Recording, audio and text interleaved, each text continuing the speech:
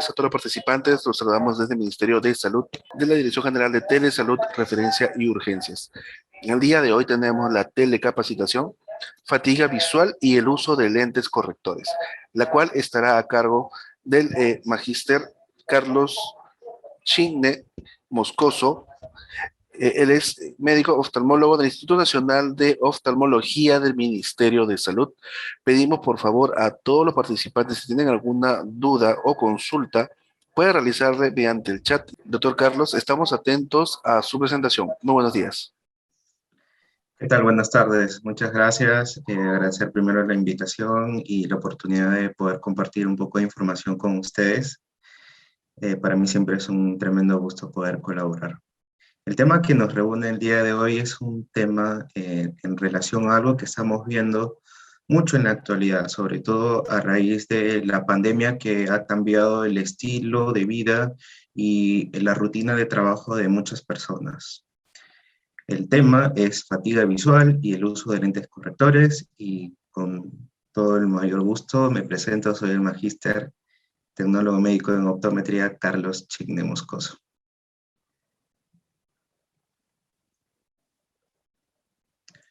Un momentito, ya, listo. Vamos a partir de algo. Generalmente se puede haber escuchado dos términos bastante asociados, ¿no? Lo que es la fatiga visual o la vista cansada. Habremos escuchado por ahí, ¿no?, de personas que quizás laboran mucho con los dispositivos electrónicos, computadoras, tabletas, que refieren pues alguna molestia, ardor, visión borrosa, o que la visión muchas veces el enfoque es, digamos, muy volátil, ¿no? Como que hay veces que veo bien, hay veces que me cuesta un poquito poder leer las letras de la pantalla, etcétera, etcétera. Entonces, nosotros tenemos que diferenciar ambos términos, ¿ok? Para tener un poco de una idea de ante qué situaciones podemos estar, y de acuerdo a eso nos puedan ayudar. En el momento de la consulta, cuando ustedes refieran las incomodidades, el tipo de ayuda o las actividades que ustedes realizan, estoy muy por seguro que el profesional de la salud visual los va a poder ayudar y ofrecerle, digamos, la mejor alternativa que ustedes ameriten, ¿no? En el primer recuadro, en esta figurita, tenemos lo que es la fatiga visual, ¿no? Y es una condición como consecuencia de horas extendidas en cuanto a un uso de exigencia de demanda visual, ¿no? Ya sea de cerca o de lejos, ¿no? ¿Por qué digo de cerca y de lejos? Porque no es que todo esté circunscrito a lo que es uso de computadoras, sino hay cierto tipo de actividades que también implican una exigencia, una demanda visual bastante alta, y nosotros estamos viendo de lejos, ¿no? Un caso muy puntual y muy común son las personas que se dedican a conducir, ¿no? Los conductores, las personas que de repente manejan camiones por largas horas y tienen que estar bastante finos en todo lo que van observando conforme van a su recorrido, ¿no? El nombre, digamos que nosotros le llamamos o le podemos asignar a este cuadro es astenopía. Ese es el nombre con el cual, o el nombre, digamos, técnico en relación a lo que es la fatiga visual. La astenopía viene a ser lo que es fatiga visual en concreto. Y de otro lado, que es una condición que en promedio aparece a partir de los 40 años y va aumentando conforme van pasando estos, hasta aproximadamente 62, 63, que es donde ya se estabiliza un poco, que es la presbicia, ¿no? Que podría aparentar ser lo mismo, pero esta segunda situación ya es un proceso fisiológicamente hablando normal. Ya se produce por una alteración de la flexibilidad de un lentecito que nosotros tenemos dentro del ojo que se llama cristalino. Y el nombre técnico para esta condición, ¿cuál es? Presbicia. Entonces tenemos astenopía, fatiga visual, ¿no? Debido a la alta exigencia, a la alta demanda visual por horas, por un tiempo prolongado. Y del otro lado tenemos lo que es la presbicia, que es una dificultad innata que muchos de nosotros la vamos a tener que pasar. Siempre, claro, hay ciertas excepciones, ciertas condiciones, pero un buen porcentaje de la población será afectada por esta condición. Entonces, para entender un poquito qué es lo que sucede con nuestro ojito, nosotros cuando enfocamos algo de cerca, activamos una serie de músculos. No es que se dé por un arte de magia que nosotros tengamos esa facilidad para poder enfocar a diferentes distancias, ¿no? Cuando nosotros estamos observando algo de cerca, ya sea leer o ver un dibujo, una revista, o con el celular, etc., etc., nosotros estamos activando estos músculos dentro del ojito. El músculo más conocido es un músculo ciliar, este se activa, y acá hay unas fibras, como ustedes verán, que se sueltan, se relajan, y eso hace de que este lentecito que les mencionaba, que se llamaba cristalino, se ensancha, ¿no? Como que se abomba, y eso permite a uno que pueda ver con tranquilidad de cerca. Y sucede totalmente lo contrario, ¿no? Cuando nosotros estamos mirando a distancia, este cristalino tiene la capacidad ya de volverse un poquito más plano, ¿no? Como ustedes verán en esta imagen, se adelgaza un poco, y eso hace pues de que las personas tengan, digamos, una capacidad para poder ver de lejos sin mayores contratiempos, ¿no? Y esta capacidad de flexibilidad, tanto de abombarse como de aplanarse de este cristalino, se pierde conforme van pasando los años. Y eso se llama presbicia, justamente, ¿no? Nosotros ya, cuando perdemos esa capacidad, y cada vez se hace más difícil, entonces ya nosotros tenemos que utilizar una ayuda, en este caso lentes, para ver de cerca, y yo pueda pues desenvolverme con tranquilidad al momento de querer leer algo, ¿no? Ya cuando esto se complica, ya aparecen otras condiciones en esta estructura, ¿no? Se va opacando, porque este es un filtro natural que nosotros tenemos, va teniendo, digamos, una tonalidad o una opacidad, más que todo. Una opacidad, se va opacificando esto, y ya no nos permite ver. Eso es la famosa catarata, ¿no? Y ya eso requiere, digamos, pasar por una revisión, una atención especializada, y darle un manejo y una respuesta oportuna, ¿no? Lo que mencionaba hace un momento, ¿no? La vida a nosotros nos ha cambiado desde, por ejemplo, los que somos de mi época, un poco antes, no teníamos al alcance, por ejemplo, una computadora, un celular, una tableta. Prácticamente ahora los niños ya saben, nacen conociendo el manejo de estos dispositivos, y y para nosotros muchas veces es una osadía poder manejarlo. Los tiempos han cambiado definitivamente, y las exigencias visuales, por ende, también, ¿no? Acá yo por eso he puesto un claro ejemplo de lo que pasa mucho ahora, ¿no? Por lo que he visto lo que está viendo el tema de la pandemia. Prácticamente en una mesa está rodeado el responsable de la casa, que está de repente eh, realizando trabajo remoto, el niño que está en sus clases con su tableta, la niña, el niño que de repente está con el celular, distrayéndolo un poco. Entonces, ya desde muy temprana edad estamos expuestos a este tipo de situaciones, ¿no? Es algo que, como vuelvo a mencionar, ha cambiado la vida de todo, y se van presentando ciertas condiciones que quizás antes no era frecuente, pero ahora ya lo es. Para esto quiero citar dos trabajos de investigación para poder brindarles a ustedes alguna idea de qué es lo que estoy hablando en concreto, de los cambios en el estilo de vida de las personas. Por ejemplo, este es un estudio de investigación realizado aquí en el país en relación a la prevalencia y ciertos factores asociados, centrándonos un poco en el tema del síndrome del visual informático, que algunos también conocen, esto lo de la fatiga visual, pero como consecuencia del uso prolongado de computadoras, ¿no? Vieron el tema de la prevalencia de este tipo de síndrome en estudiantes de medicina humana aquí en el país, que estaban realizando educación virtual, ¿no? A raíz de del COVID-19.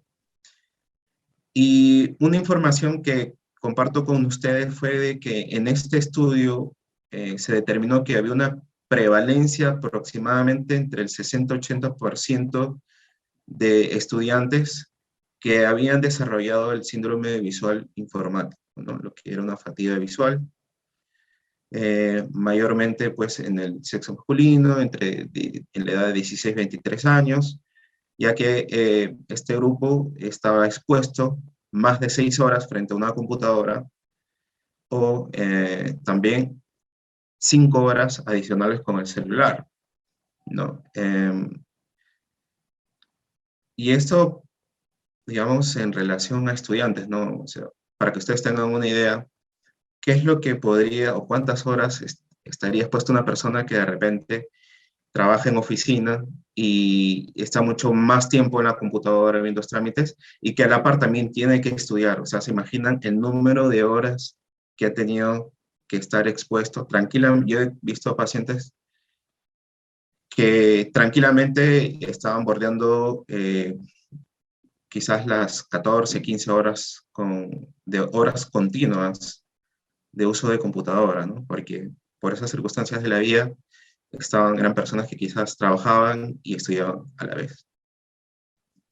En la mano derecha también hay un trabajo de investigación que se hizo en la Argentina, eh, en el cual pues presentaba el mismo esquema, ¿no? Lo que es la fatiga visual, el síndrome visual por computadora, y ellos también encontraron que había una relación, digamos, significativa entre las personas que utilizaban o terminaron utilizando por un número mayor las horas de la computadora al día, ¿no? Encontraron que había una relación directa entre el uso continuo, prolongado de la computadora y la aparición de la fatiga visual. Y concluyeron de que el 50% de las personas que tenían estas horas prolongadas con la computadora o por un espacio de 6 horas o mayor, terminaron desarrollando lo que es la fatiga visual, ¿no? Okay, como vemos, no es que simplemente se parta un mito, o sea, les estoy presentando evidencia científica que determina que, en efecto, eh, se está incrementando estos casos. Y muchas veces nosotros no tengamos las herramientas necesarias. O sea, ¿a qué me quiero referir? Que de repente estoy empezando a cansarme de una forma más frecuente cuando estoy frente a la computadora, cosa que antes no me sucedía.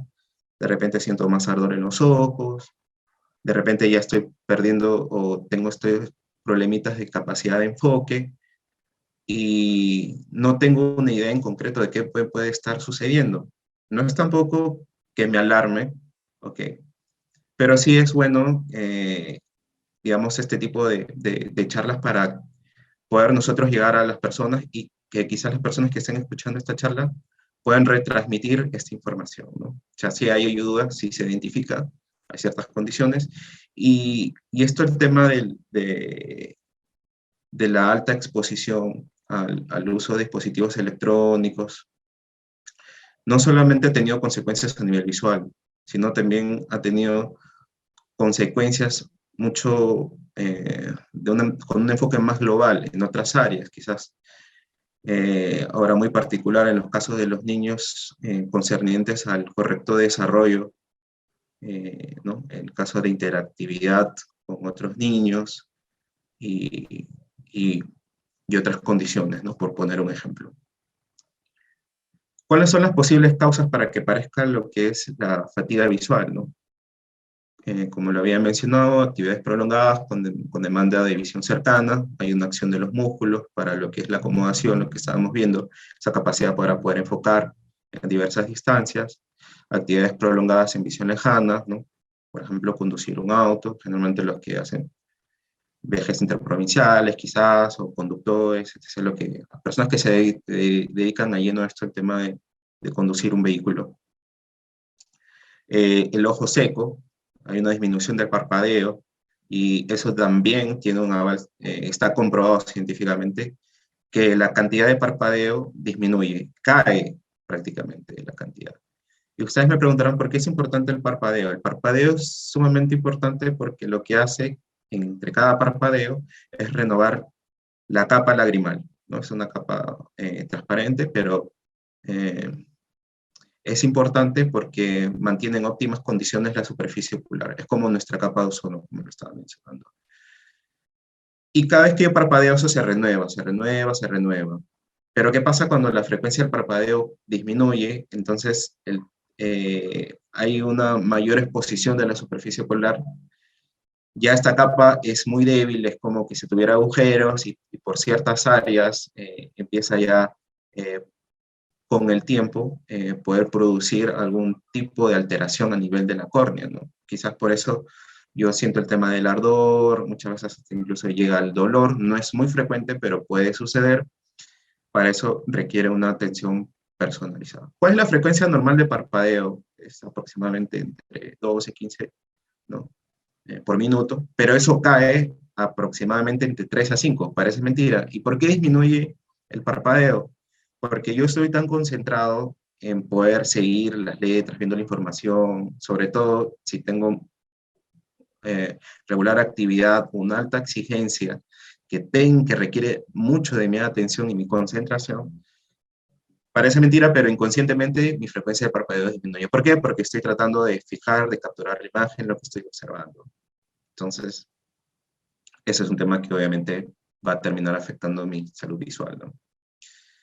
¿Cuál es la causa más frecuente para desarrollar fatiga visual? Lo que estamos conversando, los dispositivos electrónicos. Ese diré yo que es el primer puesto como causa para desarrollar fatiga visual, ¿no? Es un buen porcentaje. He tenido oportunidad de leer otros artículos, por ejemplo, en España, y tranquilamente el uso de estos dispositivos electrónicos se duplicó, se triplicó en sus horas por día, ¿no? ¿Cuáles son algunos signos o síntomas? Prurito, ¿no? Que es, digamos, esa sensación de picazón, y yo por ende me tengo que estar sobando los ojos, el ardor, el lagrimeo. Ahora, con respecto al lagrimeo, entonces puede surgir la duda, pero digamos, si yo lagrimeo significa que tengo una buena calidad de lágrima, o sea, tengo lágrima para regalar, no es tanto así. Yo lo que les puedo comentar es que una buena lágrima, una eh, capa lagrimal bien constituida se mantiene uniforme, se mantiene en su lugar, se mantiene en su sitio. En cambio, una capa lagrimal que es débil, que no está formada adecuadamente, tiende a caer, ¿no? Siempre y cuando el lagrimeo se debe a esta condición, porque hay otras causas que pueden producir lagrimeo. Si nos circunscribimos a esta condición, eh, yo les puedo poner como ejemplo, digamos, que comparemos un muro, ¿no? Una pared con correcto armazón, con concreto, con buen concreto, buenos ladrillos, y sucede un temblor, digamos, ese riesgo a que esa pared caiga es mucho menor a, por ejemplo, si ante un temblor yo tengo una pared de adobe. ¿Ok? Entonces, mi pared con buen concreto, con buen refuerzo, es una buena lágrima, y mi pared de adobe es una capa lagrimal deficiente, ¿no? El enfoque es volátil. Muchas personas pueden reportar, estoy viendo el computador, estoy viendo bien, pero llega un momento en que ya se me empieza a poner borroso, se empieza a desdoblar un poco. ¿Qué me puede estar sucediendo? Esa es una de las evidencias de que estamos ante un problemilla como este, ¿no? Dolor ocular, como lo mencionaba, en algunas condiciones, ¿no? Siempre hay que estar evaluando, digamos, a través de una correcta canalización del paciente, si es que el dolor ocular está asociado a esto o, digamos, hay otras circunstancias que lo puedan estar produciendo. ¿Ok? ¿Cuáles son algunas recomendaciones, algunas sugerencias que yo les puedo dar? Una regla que es muy conocida y que se está difundiendo bastante también para con los pacientes es la famosa la regla del 20-20-20. ¿Qué quiere decir? Que por cada 20 minutos de actividad continua que yo tenga, ya sea en la computadora o de repente viendo documentos, etc., y que esté ahí, digamos ahí, 20 minutos ahí con riguroso, examinando todo eso, lo que se aconseja es tomarse una pausa de unos 20 segundos. ¿Qué puedo hacer en esos 20 segundos? Mirar, por ejemplo, si estoy en la computadora,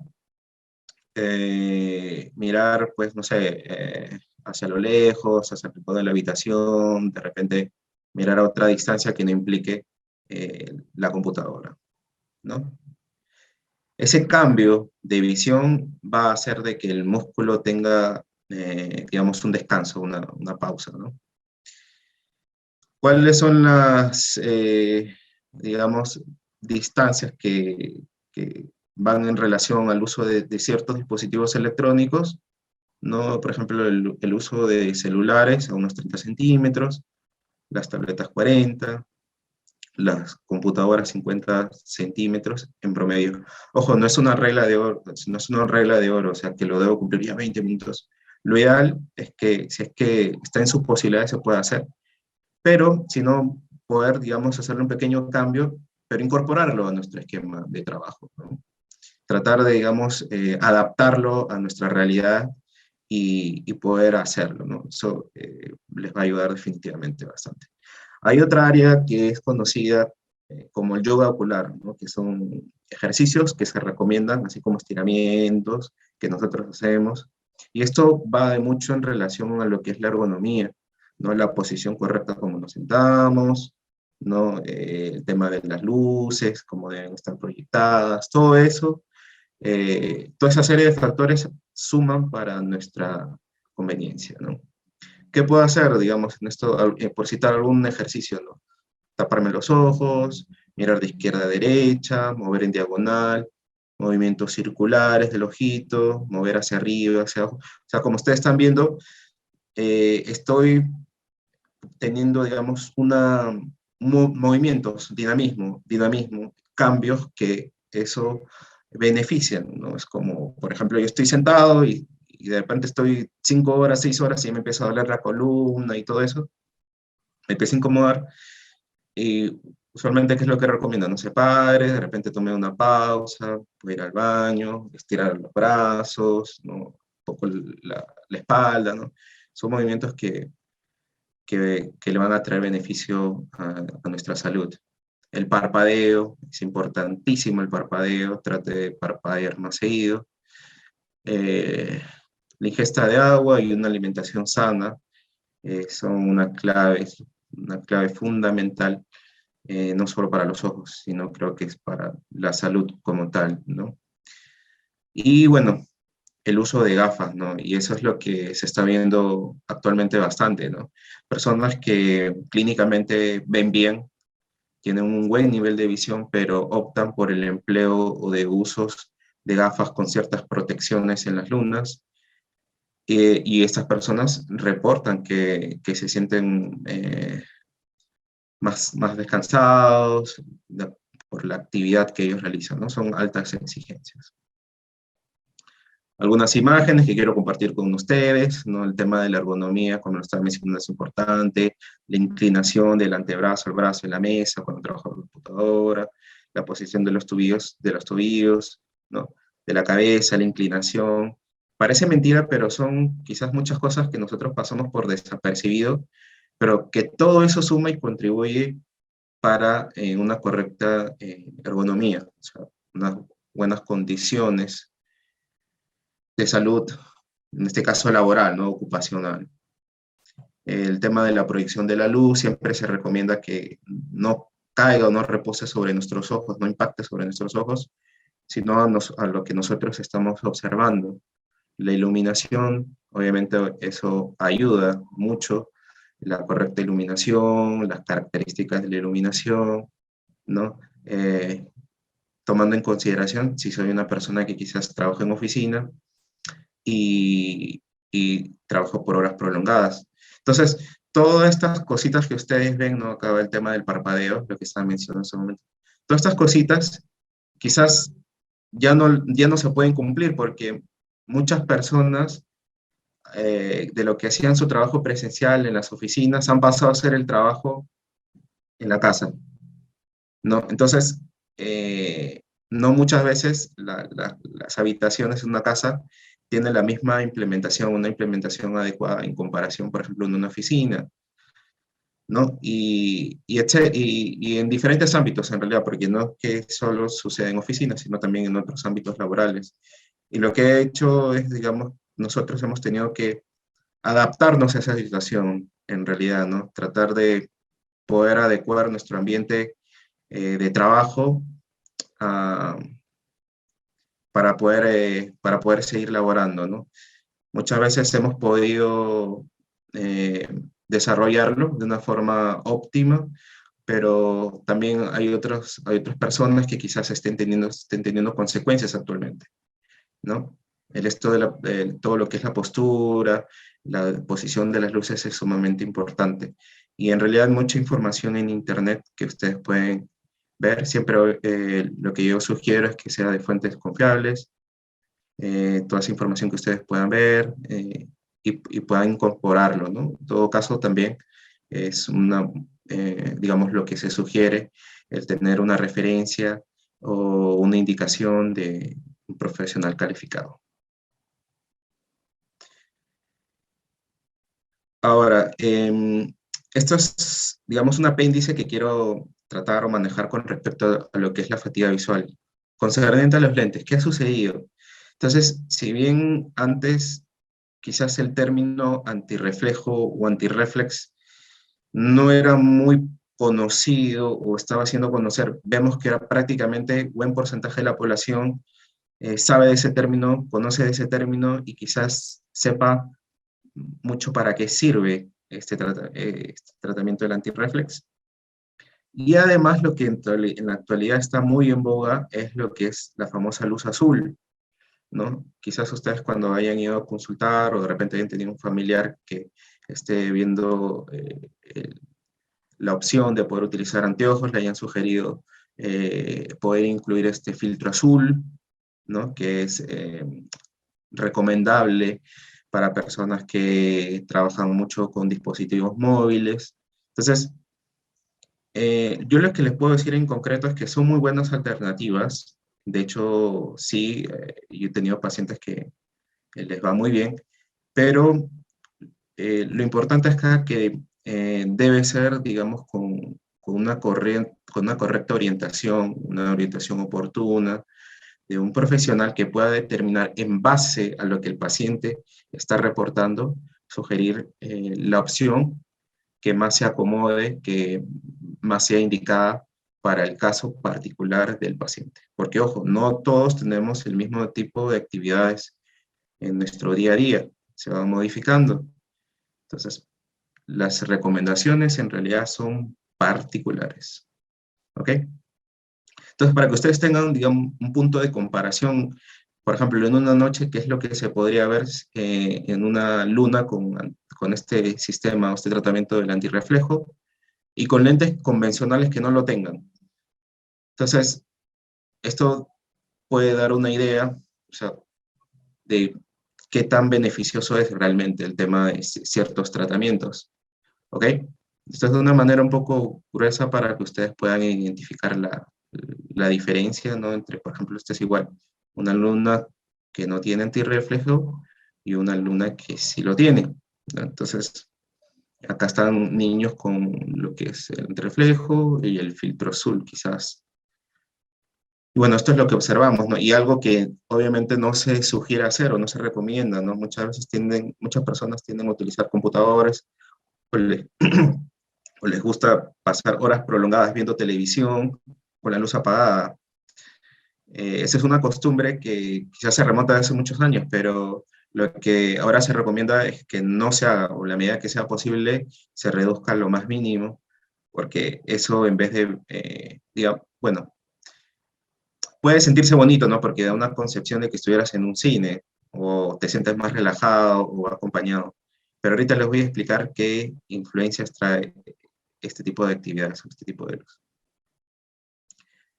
¿Qué es lo que me viene a la mente con luz azul? O sea, luz azul por ahí, pero yo veo diferentes colores. ¿A qué se refiere con luz azul? Y es que en realidad todo el espectro electromagnético, acá yo les he puesto algunos ejemplos, ¿no? Lo que son ondas de radio, microondas, infrarrojo, ultravioleta, rayos X, rayos gamma, todas estas variabilidades del espectro electromagnético van asociados a ciertas condiciones. Todos estos van con una frecuencia, nosotros le decimos longitud de ondas. Y cada de estos apartados tiene una cierta cantidad de longitud de onda. Ustedes para ponerlo un poquito más claro, un poco más sencillo, las longitudes de ondas de mayor extensión, o sea, una mayor longitud de onda, ofrecen menos energía, tienen como característica menos energía. En cambio, aquellas longitudes de ondas que son menores, o sea, menor longitud de onda, tienen como característica un mayor nivel de energía. Y ustedes si se van a este esquema que estoy mostrando acá, y muchas veces, ¿qué es lo que se me viene a la mente, no? Lo que es, el horno microondas. Yo pongo mi alimento y sale caliente, ¿no? O los rayos infrarrojos, porque los rayos infrarrojos ve, digamos, un puntito rojo, se ve todo eso.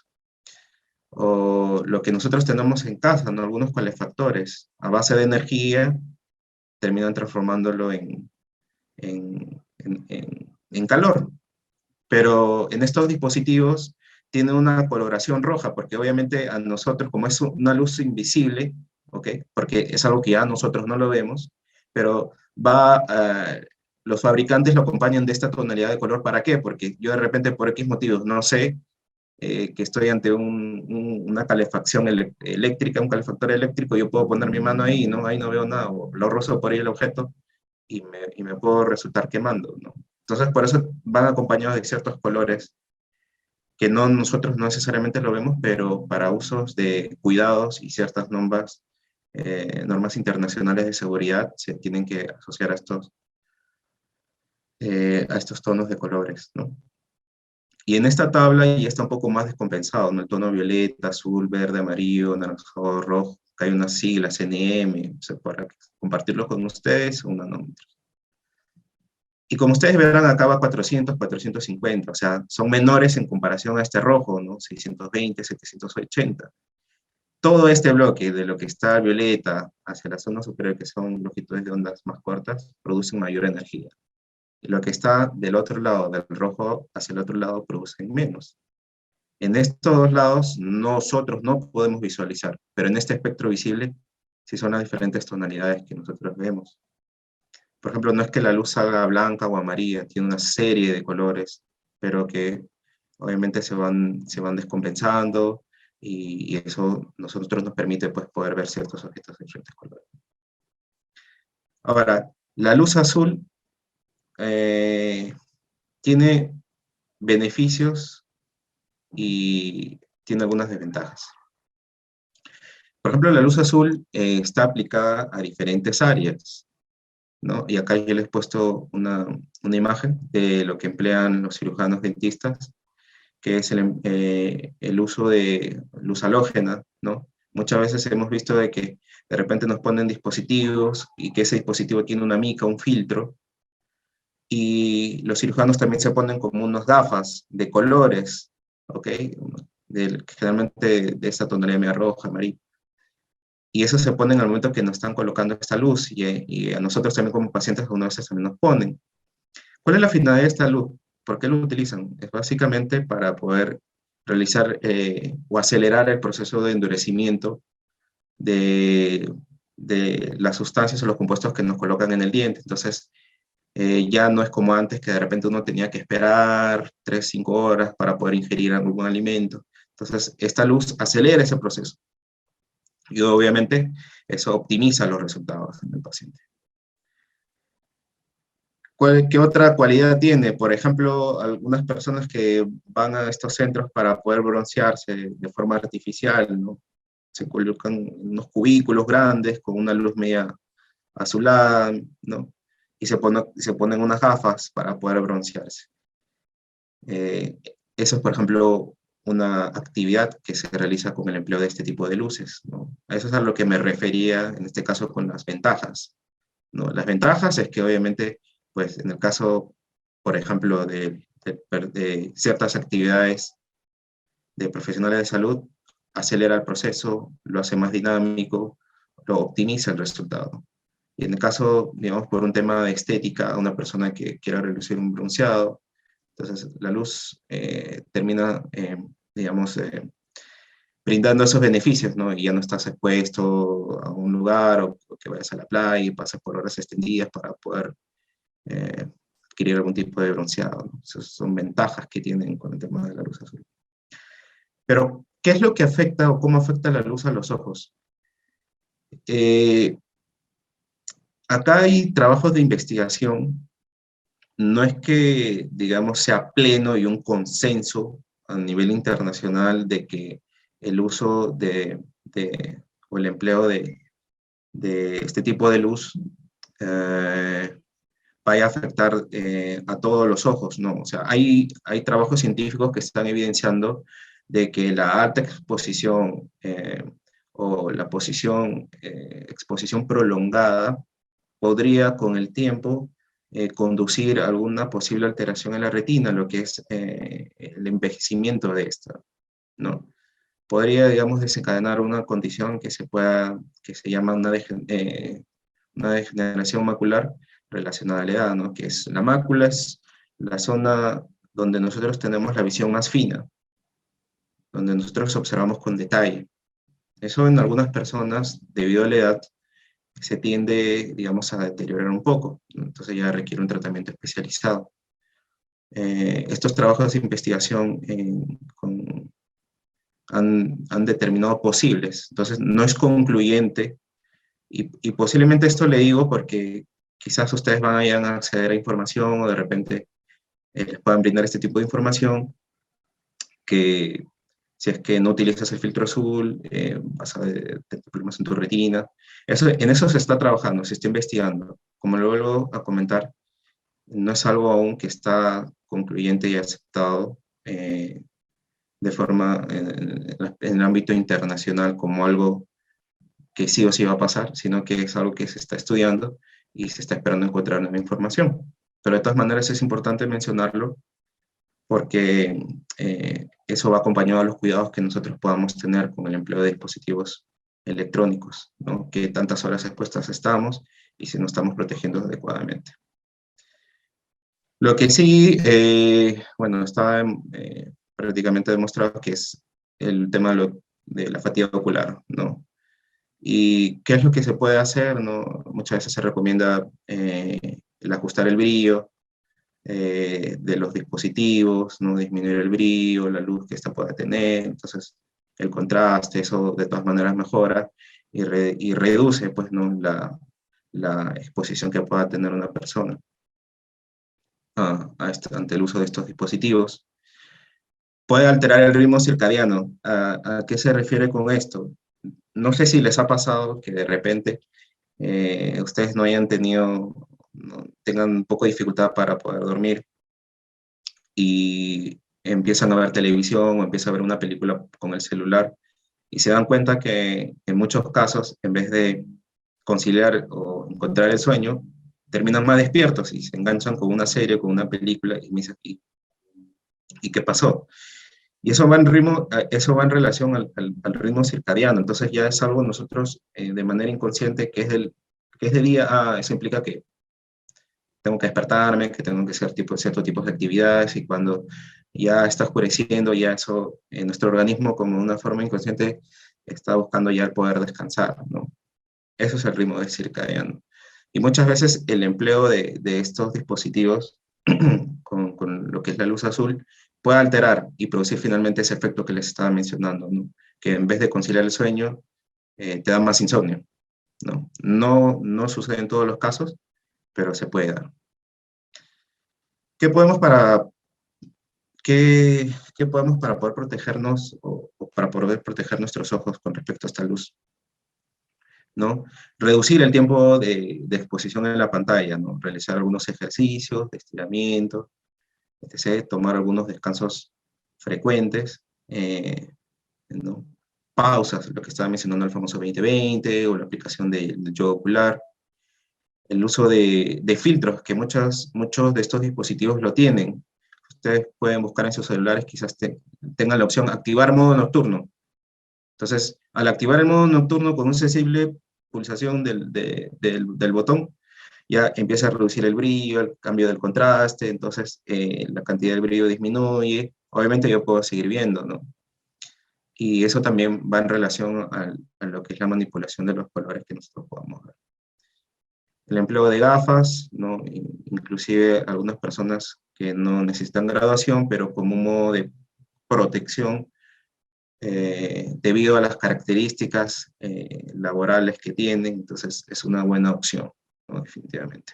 Porque disminuye. O sea, yo he visto pacientes en que sí, muchas veces están viendo bien, pero con el uso de estas ayudas se sienten más descansados, ¿no? ¿Cuáles son algunas recomendaciones que yo podría brindar, ¿no? Para ir un poco cerrando esta charla? Y en realidad lo que es el tema azul lo he hecho un poco ligero, porque en realidad es muy amplio y eso va en relación a la historia y la evolución desde las primeras bombillas de luz, qué características tenían, la composición química, a las características actuales de las bombillas, ¿no? ¿Ok? ¿Qué recomendaciones? Ajustar el brillo, el contraste de los dispositivos electrónicos. Cuando uno quiere ver, digamos, series, quizás por tema de facilidad, dice, ok, con mi celular, nada más todo. Pero se aconseja, por ejemplo, si es que está obviamente las posibilidades, hacerlo más con una televisión. Considerar la postura, ¿no? La ergonomía, qué tan correcta es mi forma de estar sentado, sobre todo si voy a estar mucho tiempo expuesto en la computadora. Considerar la regla del 20-20-20, realizar algunos descansos, unas pequeñas pausas, practicar lo que es el yoga ocular, la buena iluminación, ¿no? Definitivamente esa es una muy buena herramienta. Muchas veces también les sugiero a los pacientes que ya utilizan anteojos para poder leer, con mucho más razón a las personas de la tercera edad. Ayúdese con una fuente de luz. Eso le va a dar, digamos, un plus, una ayuda extra al momento de querer leer. El uso de sustitutos lagrimales, de ser el caso, ¿no? Porque algunas personas pueden inclusive llegar a desarrollar ojo seco, pero como lo vuelvo a comentar, eso tiene que ir, digamos, con un manejo de un profesional de la salud visual, no un personal calificado. Adecuar la luz del ambiente, reducir el tiempo de exposición en la medida que sea posible, porque obviamente también se comprende que por temas de trabajo, así yo quisiera, no pueda, ¿no? Pero siempre encontrar ahí una oportunidad para poder, porque finalmente son nuestros ojos, ¿no? Y eso es lo que tenemos que cuidar para cuando nosotros tengamos una mayor edad. ¿Qué conclusiones puedo compartir con ustedes a raíz de toda la información que he podido presentarles? Es que la fatiga visual es una consecuencia del uso exigido y prolongado de la visión. ¿Ok? Entonces, no es que de repente un día me esté viendo bien y que de la noche a la mañana me haya aparecido una media. No. O sea, puede ser que de repente yo ya tenía algún tipo de defecto refractivo, ¿no? Como miopía, hipermetropía, astigmatismo, pero que se ha acentuado o se ha hecho más evidente a raíz de la alta exigencia que yo he tenido, ¿no? Con estos dispositivos. ¿Ok? Entonces, como tal, nosotros al momento de acudir a una consulta debemos referir todo esto, porque de acuerdo a lo que ustedes refieran, se le va a brindar la recomendación más óptima para ustedes. El tratamiento antirreflejante es una opción casi obligatoria en la actualidad, ¿no? Por el empleo de todo lo que estamos expuestos a las pantallas, ¿no? Desde muy niños, por el televisor, tabletas, los adultos ya con las laptops, las computadoras. Entonces ya, de acuerdo a nuestro mundo globalizado informático, ya tenemos que tener ciertas eh, recomendaciones que debemos cumplir, ¿no?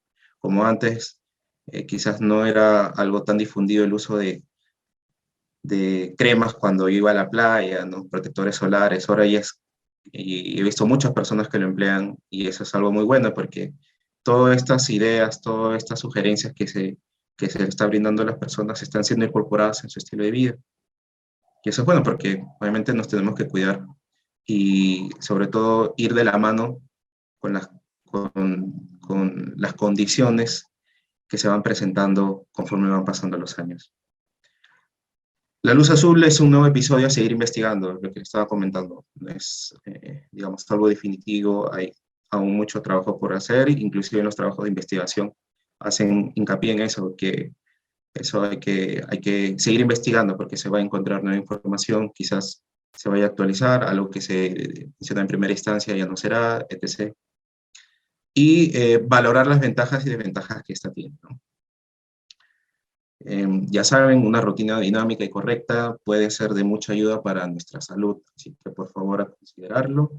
Eh, como les he comentado, hay información en Internet, lo que les aconsejo es que acudan a fuentes confiables, fidedignas, de personas calificadas para que puedan ustedes, a base de esas recomendaciones que son difundidas a través de las diferentes plataformas, poder, ¿no? Incorporarlas a nuestro estilo de vida y cuidado. Y finalmente, abusando del tiempo de ustedes y la gentileza de los organizadores, eh, celebrar, felicitar a mis colegas que este mes ya estamos celebrando nuestro aniversario, el 27 de febrero es el Día del Tecnólogo Médico, así que no me queda más que valorar, resaltar el esfuerzo de todas las disciplinas, ¿no? Son 6 áreas que desde su trinchera han puesto el hombro y el esfuerzo, sobre todo más aún en este contexto de la pandemia, y que la razón o el ser de nosotros como profesionales de la salud son finalmente ustedes, nuestros pacientes. Así que nuevamente, muchas gracias por la invitación y quedo atento a cualquier pregunta, comentario o sugerencia. Muchas gracias. Muchísimas gracias, doctor Carlos Chingue, por la presentación y por toda la información que nos ha brindado. Sí nos han llegado algunas preguntas al chat. Nos dicen, ¿a qué edad es normal o podría ser normal tener presbicia? Sí, lo que sucede con la presbicia es que, como lo comentaba, el promedio en que puede aparecer es aproximadamente los 40 años. Yo he tenido pacientes que muchas veces me dicen, uy, me dice exactamente cuando cumplí 40 años, es como que ese día mágicamente dejé de ver, o se me presentó la dificultad de ver de cerca.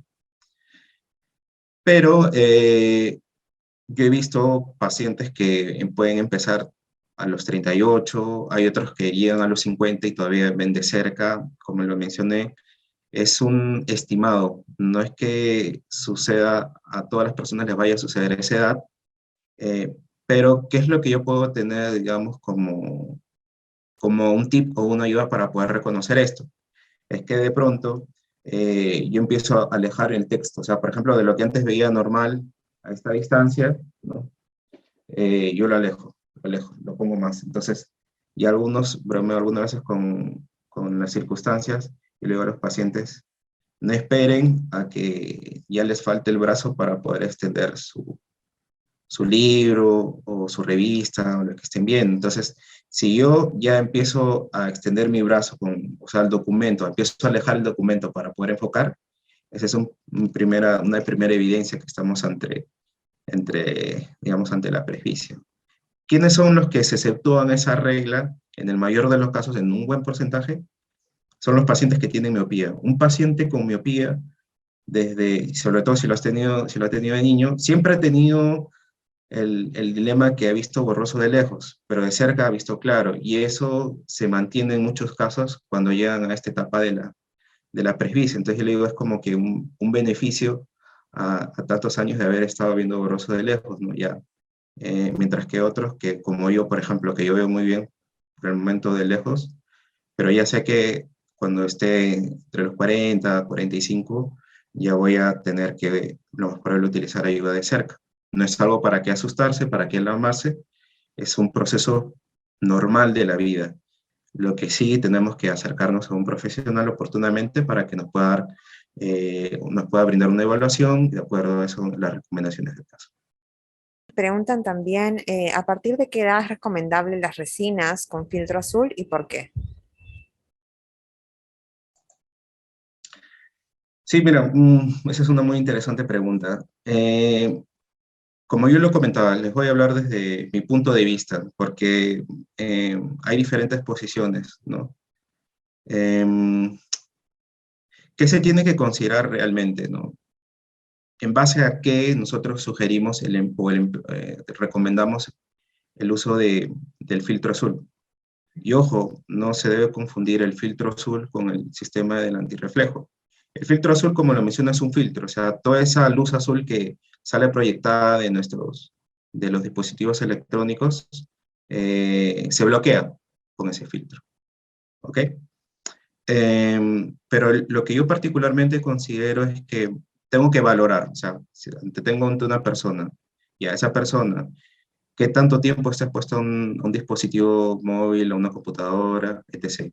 ¿Cuántas horas pasa con este tipo de dispositivos? Si es en el caso de un niño, ahora por el tema de la pandemia, digamos, están más expuestos, ok, pero ¿cuántas horas son? ¿Dos, son 3 horas, 4 horas? Todo eso se tiene que, digamos, evaluar. Y de acuerdo a eso ver si es que es necesario o es que es una opción que necesariamente se tenga que ofrecer a un niño el uso del filtro azul, o en su efecto una persona que trabaja 8 o 12 horas con la computadora y si lo merita. Entonces, yo particularmente evalúo cada caso. Y mi recomendación es, si es estrictamente necesario, digamos, la recomendación del filtro azul, tendría que valorarse como tal en el caso de niños. ¿Ok? Eh, Sobre todo ahora considerando pues que ya el tema va a haber una flexibilidad con Dios mediante, con el tema de la reincorporación a clases. ¿Ok? Lo que yo sugiero es mucho criterio, las particularidades de cada paciente. Tenemos más preguntas en el chat. Nos dicen, ¿alguna otra recomendación adicional para pacientes que tienen que estar todo el día en la computadora y además tienen solo buena visión en un solo ojo? Mira, sí, sí, sí. Eh, ¿Qué es lo que sucede? Muchas veces los pacientes se dan cuenta de que un ojo no está viendo nada bien o hay una diferencia marcada entre la visión de un ojo con el otro cuando pasan por primera vez su evaluación, ¿no? Y esto es por una sencilla razón. Nosotros en nuestro quehacer diario no estamos viendo con un ojo y el otro, o estamos comparando. Y la forma como nosotros concebimos que estamos viendo bien es diferente a lo que pueda, al soporte que te pueda brindar una evaluación, ¿no? En una evaluación se te puede decir, ok, este es tu nivel de visión en porcentajes para que uno tenga una referencia. Estás viendo, digamos, tanto por ciento de lo que deberías ver y de acuerdo a eso debería ser o no el uso, la recomendación del uso permanente de los anteojos. Pero en caso en concreto de pacientes que, por ejemplo, ven bien con un ojo y con el otro no ven tan bien, yo lo que sugiero es de que obviamente a raíz de una evaluación, si han determinado de que ese ojito que tiene problemas de visión, que no está viendo como el otro ojo, requiere ayuda, ¿no? Después de la evaluación requiere una prescripción, entonces emplearlo y usarlo de forma, digamos, continua, porque prácticamente es como que si estuviera viendo con un ojo y el otro ojo, pues, lo va acompañando, ¿no? Hay que estimular. A pesar de que sea una persona de edad, hay que aprovechar cualquier remanente de visión que tenga una persona, que obviamente eso le va a traer como beneficio no solo una adecuada visión, sino, por ejemplo, en este caso particular de lo que hemos hablado de la fatiga visual, reducir las posibilidades o algún impacto que se pueda generar a través del uso prolongado de dispositivos electrónicos. Tenemos una pregunta más en el chat. Nos dicen, ¿es recomendable el uso de lágrimas en la fatiga visual? Sí, sí. Como también tuve la oportunidad de mencionarlo, hay un tema ahí con la frecuencia del parpadeo, ¿no? va disminuyendo, ¿no?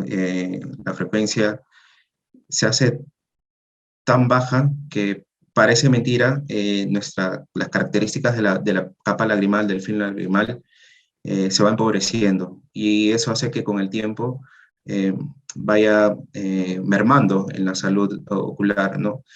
Antes nosotros decíamos, pues, las personas que trabajan en oficina, con el uso del aire acondicionado, ¿no?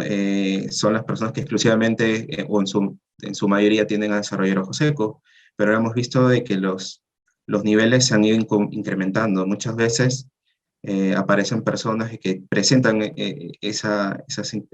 digamos, esas características, ¿no?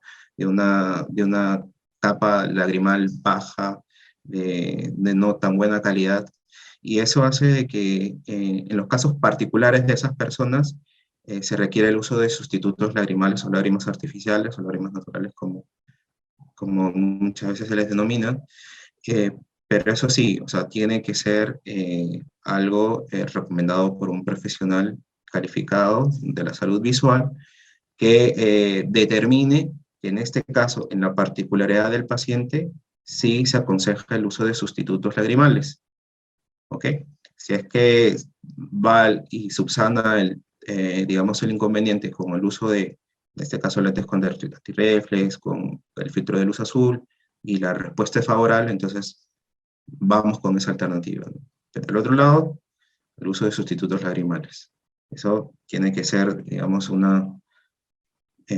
planteado con una evaluación, digamos, del paciente o la persona que está presentando este tipo de inconveniente.